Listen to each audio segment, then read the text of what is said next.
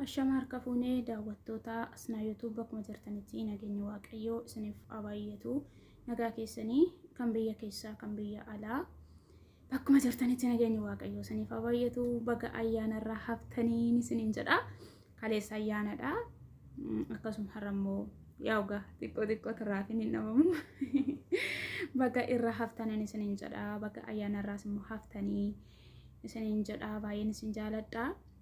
warri maatinaaf hin taane subscribe gochuudhaan maatii kootti dabalamaan isiniin jedha barnoota gaggaaris asirratti hin argattuun isiniin jedha wanta isin fayyadu isiniif qabadheen dhufa warri maatii koo taatan immoo like gochuudhaan viidiyoo koo amma dhumaatti daawwadhaa please utoo viidiyoon daawwatiin koomentii walii kennuun gatii hin qabuun isiniin jedha viidiyoo keenya hamma dhumaatti waliif daawwannuun isiniin jira akkasumallee warra monetaayizii ta'anii jiran otoo beeksisni isaanii hirraan dhumin yoo nuti beeksisa sanarra tuqnee irra dabartine yookiin akka ilaalu goonee yoo cufne isaan irraallee hin kaasa akkasuma waliif daawwannuun isiniin jedha yoo nu fayyadu jenneen tani jennate bannee saalenti goonee dhiisuu dandeenya maaliif ani namoota baay'ee fayyadaa oolan nama tokko ofirratti banee namoota baay'ee bilbil bira darbee namoota baay'ee dhaggeeffataa oola jechaadha maaliif akkasitti viidiyoo guutuu isaa waliif ilaaluun isiniin jedha kanaan walaa jajjabeessinu maatii ta'uudhaan walaa jajjabeessinuun isiniin jedha koottaallee maatiillee naa ta'a warri immoo maatii taatanii jajjabeessaa jirtan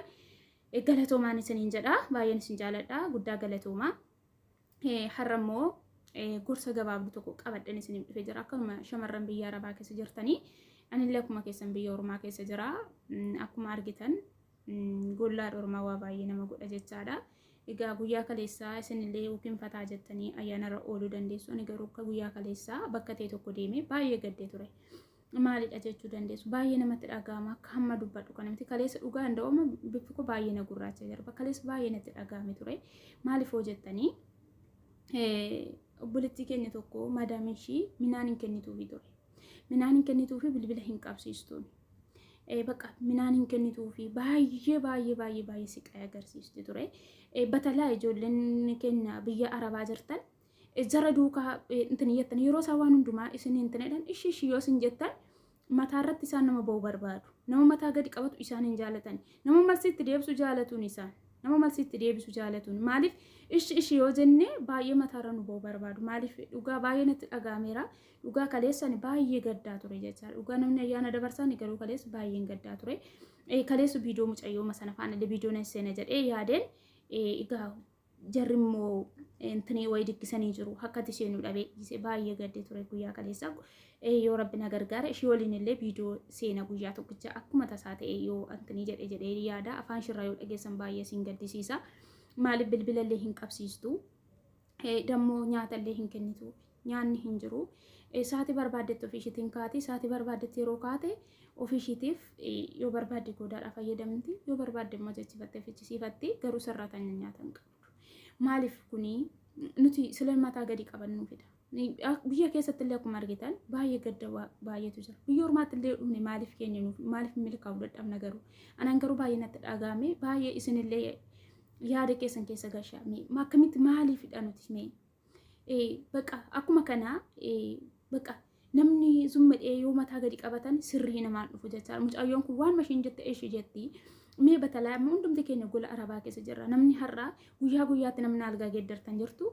ani akka kootti guyyaa torba nan geeddaraa jechaadha akkuma mucayyoo kanaa immoo madaamiin keessan hamtuu taate kan guyyaa guyyaatti isin geeddarsiistu jiraachuu dandeessa kan migibiillee isin hin kennin jiraachuu dandeessa jechaadha ani baay'ee natti dhaga'ame namni tokko osoo hin nyaatiin humna godhatee hojjechuu danda'a sin akka keessanitti yaaddu ani garuu otoo hin nyaanne humna godhadhee hojjechuu hin danda'u amma guyyaa yoo soomaa oole saatiin sooma koo hiiku sanatti midhaan hin nyaanne taanaan hin danda'u hafuura hin qabuun waan ta'eef otoo hin dhukkubsattee amma mucaan kun dhukkubarraa hafuu dhiisuu dandeessa amma dhukkuba coggaarraan dhukkubaatti maalirraan kan ka'edha kuni nyaatarraan kan ka'e jechaadha nyaatan argattu nyaatan kennituu fi baqa hojii immoo wanti tokko ittiin akka lafatti bu'u hin barbaaddu ture niitiin kun jechaadha baay'ee tokko baay'ee garaan naammaate dhugaa arraba shirraa isin dhaggeeffachiisa guyyaa tokkicha viidiyoo seenee jechaadha achitti deemee maaliif baay'ee guyyaa kaleessaa namaaf ayyaananii garuu dhugaa baay'ee ishee wajjin gaddaa ture maaliif nyaata hin kennituuf bilbila illee ija ishee fuulduratti qabachuun hin jiru kilaasii ishee immoo waayifaan hin jiru kanaafiyyuu dhugaa mee isinumtuun dumti keessan qoraa mee of ilaalaa sammuu keessanitti yaada maaliif dhageen biyya biyya keessatti illee dubartiitumatu du'a. Asitti illee bakka numatu miidhama. Maaliif dhalaata garuu? Maal goonaan dhalaata nuti? Baay'ee natti dhaga'ame. Amma mucayyoon kuni amma nyaata hin qabdu kana coggaarraa na dhukkuba jettee. Maalirraan kan ka'e dura coggaarraa biyyaa fidattee hin dhufne amma gaafa biyya ormaa dhufnu nyaata dhabiitti keenyarraa kan ka'e. Dhugaatii dhabuu keenyarraa kan ka'e coggaarraan keenyallee nu dhukkubaa.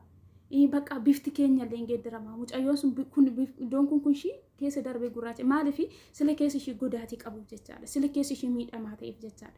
Ani baay'een gaddi akka goote jechaadha. Maaliif akkas taana nuti? Garuu sarraatanyaan gara biraa sira ol jedhanii itti dubbataniif akka keenya kan hin ta'an.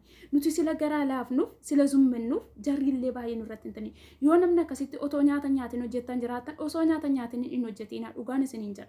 Maaliif sababni isaa yeroo amma biiroodhaan nyaata sin dhowwatu yoo ta'e birri sin dhowwatu yoo ta'e bilbilaas ni geeddarraa jedhu.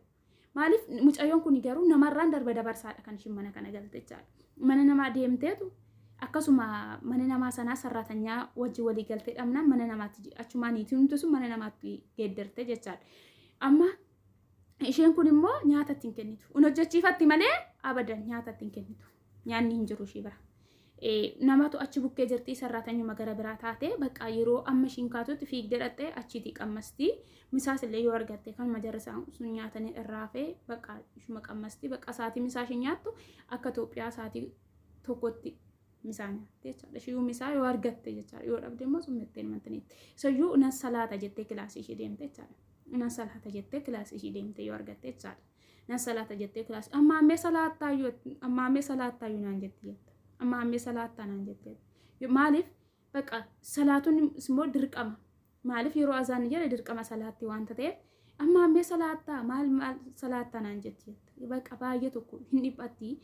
Bakka dhibbinarraan kan ka'e baay'ee coggaarraan kollina dhukkubattee nyaata hin qabdu waan ta'eef isinillee du'aayii godhaafi yoo namni akkasitti sodaattanii madaamii keessan sodaattanii osoo nyaata nyaanne kan hojjetaa jiru hin dhabamu. Maaliif akkuma iddoo tokkotti gadheen jira waanta ta'eef iddoo tokkotti immoo gaariin jira waanta ta'eef nuun carraan keenya carraan shamarranii baay'ee gadi dhugaa maaliif akka ta'e hin beeku baay'ee natti dhaga'ame jira. Sababni isaa maaliif yoo jettan biyya keessatti illee kun akkuma argannu lubbuma keenyatu darbaa jira. Dhugaa akkasuma bakka maaliif biyya ormaatti illee dhumne inni kaan qonqoodhaan miidhama. Inni kaan immoo maallaqatu dhoowwatama. Maaliif sagalee waliif taana? Maaliif kun nyaata dhabuu amannaa moo dhugaa maallaqichi illee dhabamu wayyaan jedhan nyaata dhabuu sana amannaa nyaatni baay'ee nama godda'ani. Kun fuulli ishii baay'ee irratti gurraacha'e baay'ee siin gaddisiistiin bakka nyaata barbaade jette booda naan jetteetti. Amma booda immoo ishiin yoo barbaadde deebitee ciiste yoo barbaadde immoo kilaasii ishii kaawwattee waan barbaadde nyaatte niitiin kuni ishii kanaaf immoo homaa yaadduuni. Mee maal jettu isin?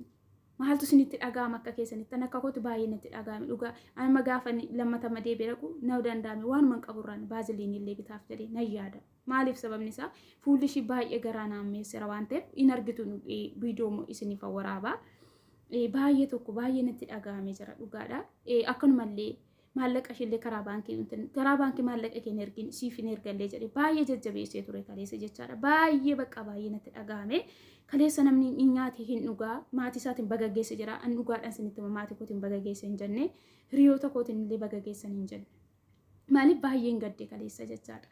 Bakka kaleessa guyyaa ayyaanaati amantii kamiyyuu haa qabaatu akka barri 2015 geeddarame hunduu beeka gammachuudha miti ishiin garuu misaallee hin argattu boqonnaa hin qabdu amma isaas addaame kana amma as adda jetti bakka taa'umsa ishiin barbaadu dammoo sarraatanyumatti waan jedhametti hin makamiin jetti sarraatanyuma waan jedhametti hin makamiin jetti maalirraan kan ka'e kun sila nuti zum jennuuf jechaadha yoo misaa raata misaa keessan sin dhowwatanii qursiin qabdan taanii birri keessan sin dhowwatan biiroon nama gargaara anammallee akkasin jedheen ishiidhaan jechaadha biiroon si gargaara nyaata hin qabdu taanaan hojjechuun hin danda'amu namni hin nyaanne hojjechuu hin danda'amu waan ta'eef jedheen itti himee ture achitti dhufee tanaan har'aa niituma bira jedhu mana obboleessaniitiin ani jedhu kana hojjetti jechaadha talli kuni ishiin niitiin dhirsaanuu waliin galtu kanatti nuti immoo akka mana haadha keenyaatiin nyaattu nan taasisa jette baay'ee niitiin bira hojjedhu kun baay'eetti dhaga'ame ture niitiin ani bira hojjedhu kun baay'eetti dhaga'ame ture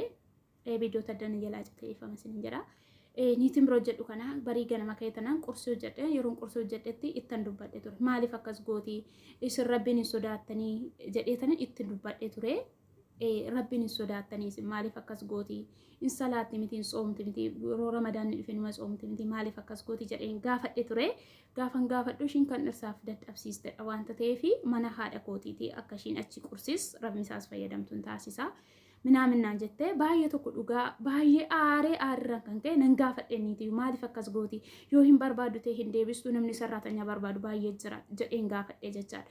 Maaliif obboloonni koo gola ormaa keessa jirtan ofiin godda'inaa mataa keessan ofi gaafa isin dhukkubsattanii gaafa isin dadhabdanii teessanii isaan hudduu keessa isin dhiitanii goodaatti qoshaashaa biratti nu darbatu maaliif nuti ofiin qabnu waanta ta'eef nuti ofiin yaallu waanta ta'eef jechaadha maaliif gaafa nuti amma dhukkubsanne ciiftee jedhanii sitti kolfuu isaan booda isaan dhaqanii sirratti sarraatanyaa biraa barbaaddatu sarraatanyaa biraa gashachuudhaaf barbaaddatu malee nu wajjin hojjettee dadhabdeetti mucayyoon kun waggaa amma kanaan wajjin hojjette waggaa 10 hojjedhu waggaa 30 isaan bira hojjedhate si danda'amna isaan gaafa dhukkubsatte baasanii qoshaashaatti si gatu maaliif namaan na'an isaan wanta ta'eef kanarratti jabaadhaa of eeggadhaa nyaata malee hojjechuun gonkumaa hin danda'amu mee namni nyaata malee hojjedha jettan jirtu injo ani garuu akka mataa kootti nyaata malee danda'een hojjedhu burcuqoo tokko lafaan hin kaasu maaliif gaafa nama soomaa oolee galgala yeroo misaatoo nyaatiin amma fooq ol bahe dhugaa fooq ol bahu nan ta'a maaliif bakka nyaata malee danda'een hojjedhu kaa nyaadhu malee danda'een socho'u waanta ta'eef mucayyoon kun immoo amma yeroo ishiin dura biraa qaqqammastu ji'a 3 deemanii turani biyya biraatti jechaadha. Amma gaafa san ji'a 3 deeman utoo amma fuula ishee argitan baay'ee bakka yeroo naqee aayizoo ishiin jedha yeroo maraanan jajjabeessan ture bakka garuu kalees baay'een gadde maaliif bakka ittuma sirraa deemte naannitti ittuma caala deemte bakka maaliif yani bakka bolonni koo gola ormaa keessa jirtan adaraa keessan of hin miidhina nyaataan of hin miidhina hojiin sinittaa baay'atu hojiin akka ta'e taane dhugaa dhaabanne saati 24 dhaabanne hin hojjenne hin xumurraan maaliif keessaa baana bor of jijjiirra jennee waan biyya keenya baaneef kaayyoo keenya waan biyya baane beekna waanta ta'eef of jijjiiruuf sila biyya baaneef of geeddaruudhaaf sila ta'eef hojiin ammamaa baay'atu hojii hojjedha garuu nyaata keessan malee hin nyaatinaa isin jedhu taanaan akkamitti hojjetamu nyaata malee jechaan ani nyaata malee hojjedhu maaliif gara biyya kootti feestaala qoshaashatti naa geggeessitu maali biyya kootti ongalas biyya sojiin jira miti biyya sojiin jira bar biyya keenyattis geeddaramuun hin danda'ama biyya keenyattis hojjechuun hin danda'ama maal biyya keenya sojiin jira bar ribshaa biyya keenya ilaallee yookiin lola biyya keenya ilaallee asitti moonyiin taanu maaliif gowwaan fakkaannu bakka gowwaa fakkaannee mataa keenya gadi qabannaan jarillee akkasuma nama oomaa hin qabne nama biyya isaa keessa minaan hin jirre akkasuma fakkeessu jechaadha. Hoddo tokko tokkotti obboloonni tokko kan isin qunnamu jirtu. Anna ijoollota lamarraa madhagee ishii kan guyyaa tokkicha biidiyoon isin waraabsisa obboloota koo baay'ee isinitti dhaga'ama. Too afaan ishiitti anamma kan ishin afaan ishirraa dubbatte dogoggoree irra bira darbuu hin danda'a. Maaliif baay'ee nama gaddisiisa. Kanaafiyyuu ofiin inti miidhina dhukkuba tokkorraa hin haftanii nyaatan qabdan taanaan yoo dhukkubsattanii isin guyyaa tokko ciiftan immoo siniin gadi baasanii qoshaashatti darbataniitu sarraatanyaa biraa fidatu isaan maaf dhukkubsattee laata hojii kennatti tulfaatee laata hin jedhan kana ofiin gowwoomsiinaa isin jabaadhaa hundumti keessan misaa keessanillee qursii keessanillee ofiin dagatiinaa konkumaan isin hin jedha maaliif nuti hin nyaannu taane zumbenneeti ilaalla taanaan isaan fuudhi nyaadhu isin hin jedhan abadan yookiin mana tokkoon keessanii fuudhi nyaadhu kan isin hin jettu jiraachuu dandeessi. Maaliif mana tokkotti bishaan yeroo itti dhugdu akkan taanetti si ilaaluu danda'u. Bakka akkuma mindaa keenya illee dhoowwata minaan illee nu miidhuu barbaadu. Maaliif isin jabaadhaa mataa keessan of danda'uu qabduun isiniin jedhaa viidiyoo sanarra dheeressif dhiifamaa jabaadhaa of jajjabeessa guutummaa viidiyoo kooti dhaggeeffadhaan isiniin jedha gorsa baay'ee guddaadhaan isiniin jedha daraa keessanii du'aayii godhaafi obboleettii keenya kanaaf jabeessaati du'aayii godhaafi hundumti keessan amantii qabdanii kadhadhaaf isiniin jedha maaliif akkaniiti kana rabbi sirreessuuf jechaadha gara biiroo moo hin geessu jetteetti hin geessitu kanaaf akka rabbi ishiidhaaf geeddaree akka ishiinillee intini jettu rabbiin kadhadhaaf isiniin jedha baay'een isin jaaladha ma viidiyoo biraatiin walitti deebinutu baay